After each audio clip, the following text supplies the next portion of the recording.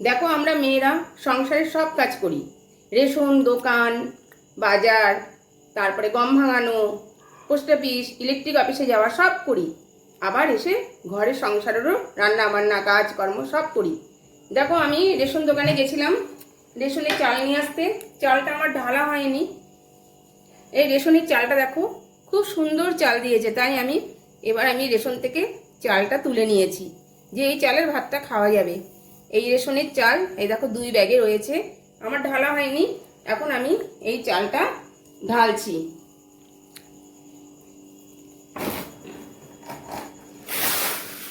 এই যে ঢালা হয়ে গেল, একটা ব্যাগ ঢালা হয়ে গেল।